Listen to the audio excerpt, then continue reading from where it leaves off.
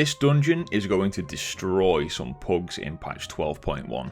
Let's take a look at the new dungeon, Altar of Fangs, including some of the trickier trash mobs and then each boss, and look at why this dungeon is going to be tricky for some groups, especially boss number 2. Well, first of all, welcome to the Drowsy Dragon. If you're new here, please consider subscribing to the channel for more World of Warcraft content from me. Quick spoiler warning for the bosses and the story here in this dungeon, and with that out of the way, let's get into it. So the first thing that you'll notice you need to do as you start clearing out trash here is deal with these 5 totems in order to get to the first boss. A couple of the mobs here that are pretty dangerous to look out for are the Ritual Chieftains, the bulkier looking snake guys in these initial packs. These occasionally cast Blood Sacrifice, which is a big AoE hit, but it also applies a healing absorb effect, so this can get pretty nasty. It's a very cool spell effect with the blood red mirror images of them appearing and making the strike, but yeah, it can get pretty deadly, especially when you do a pack with 2 or more of these in. The other mob that we see here for the first time are the Twin Fang Harrowers, the 2-headed winged serpents.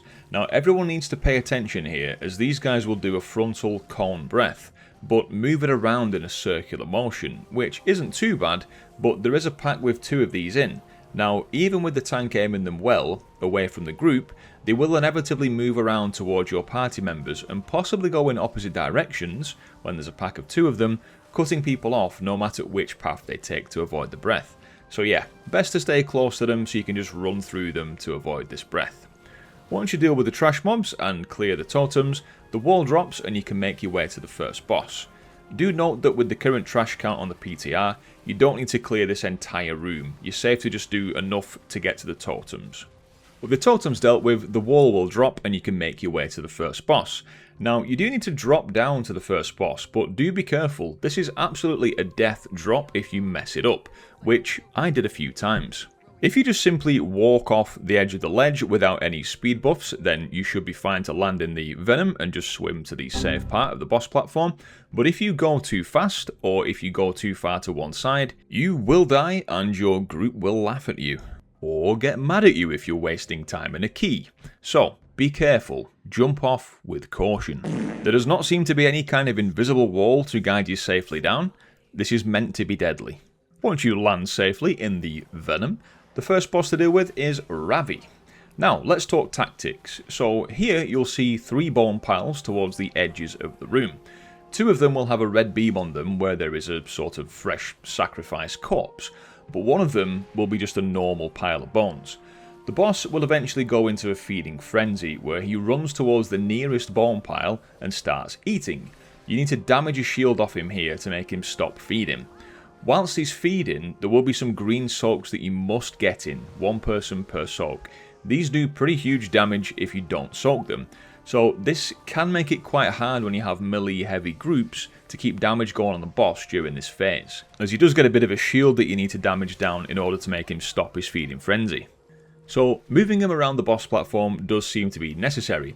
Make sure he is closest to the empty bone pile before he goes into the feeding frenzy, because if he starts to eat one of the freshly thrown down corpses, this basically just means bad news for you and your group. There will also be some things to dodge. You've got the occasional stalactites falling from the roof, and then you've got Regurgitate as well, where there's 3 waves of stomach acid that move in lines towards you and your party, so just dodge these as they come out, as they will do some damage to you and slow you down as well. Overall, this boss is fairly straightforward. Just make sure that it doesn't eat from the fresh corpses and you should be good to go. Then we've got some new trash on the way to the second boss. So once Rav'i dies, you get a new dungeon waypoint and you can head through this tunnel into the ancient burrow. There's a lot of mobs in here, so do be careful about not aggroing packs that you don't need.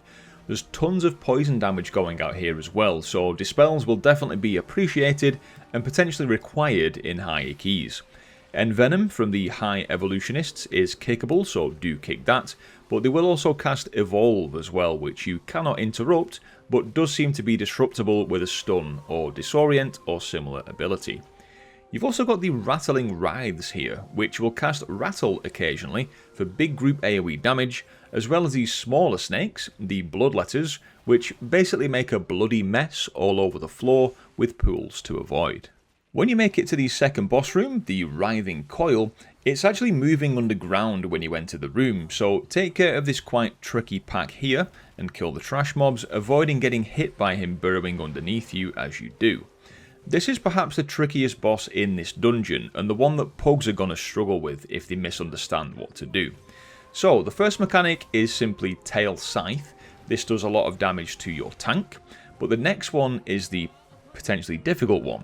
It's called Death Rattle, which it starts to pulse AoE damage to the entire group, and you then get given an extra action button to use, which upon using it, it puts a vine tether between you and the boss. In order to stop this ability, 4 people in the group need to move 10 yards away from the boss to pull the writhe of snakes apart. So you basically need your whole party to get involved with this and everyone knowing what to do. Now, what a lot of people probably won't notice is that you can cast spells whilst pulling, so what you ideally need to do is either precast a movement speed ability or pop one just after getting the tether attached. Now, you can't be too far away from the boss when you attach the tether, so you do have to get a bit close to it. Now, examples, you can have a hunter that can attach the tether and then immediately disengage, that would break it straight away. You've also then got the mage that could blink away, a druid could sprint, and so on and so forth. So movement speed is essential here. Once 4 of you have got on a green line indicating that you are far enough away, that's when the boss will break apart and stop the pulsing AoE. This is definitely the deadliest part of this fight if your group doesn't get this right. The snakes then become separated and they start to move around, so they will fixate on one person each. Try and keep them central in the room, and you guys can move around the edge of the room to try and make the snakes bump into each other, which will disorientate them and they'll stop moving for a short duration. Eventually the boss will reform. It will do a big charge in a line towards the edge of the room before turning to do a big frontal cone attack into the middle of the room, so do be ready to move to either side to avoid the cone. And that's basically it. The boss mechanics then just repeat over again. But yeah, the pull ability, that's definitely going to confuse the hell out of some pugs. After the Writhing Coil is down, you head into the mutation chambers, into this room where there is a mini-boss, the Ascendant Serpent. Now clear the trash here, then destroy the totems to engage this mini-boss. This guy was actually a bit bonkers on the PTR. He spawned a ton of ads which fixate on your group, so probably best to stack up here and pop defensives to nuke them all down. But there are also some pools of venom on the floor here to avoid. You've got this huge noxious spray on your tank, which the tank cannot avoid, so just make sure to not stand with your tank on that ability, as you will also take it to the face. As you can see, there's lots of pools and swirly venom tornadoes to avoid, so just ride through the chaos till this guy dies. It did overwhelm my group initially, but one thing that we noticed was that he did not reset when we wiped. Perhaps a PTR bug, but we took full advantage of that so we didn't have to chunk through his health bar again.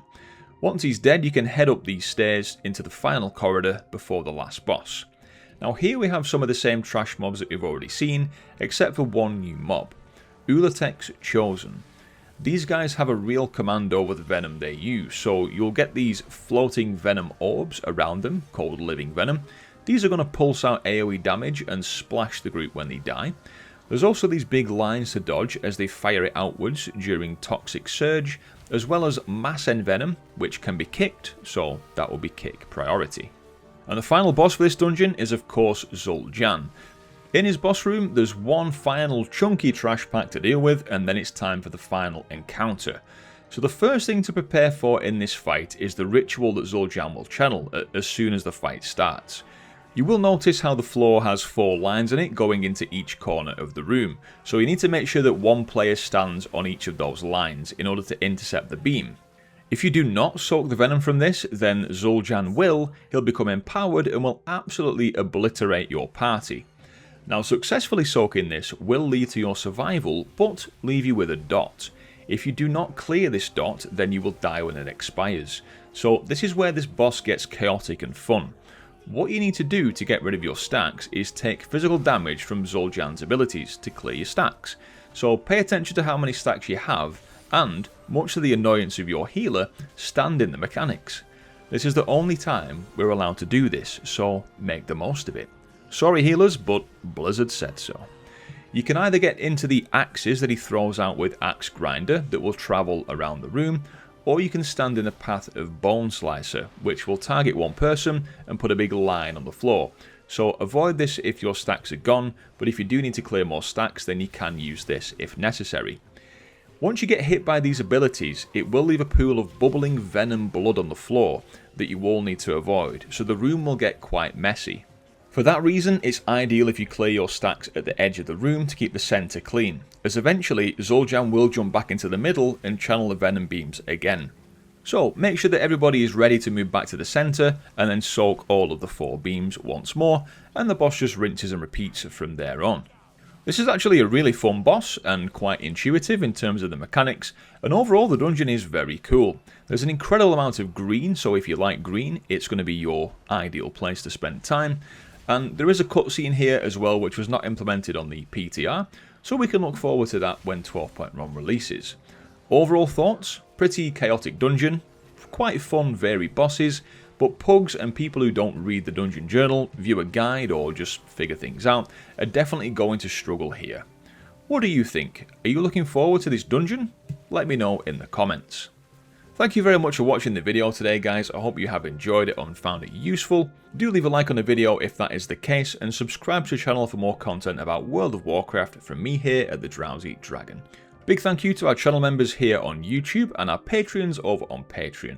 And if you'd like to join them in supporting the channel too, you can find the links in the description down below. Take care guys, have a great day, and I'll catch you in the next one. Cheers.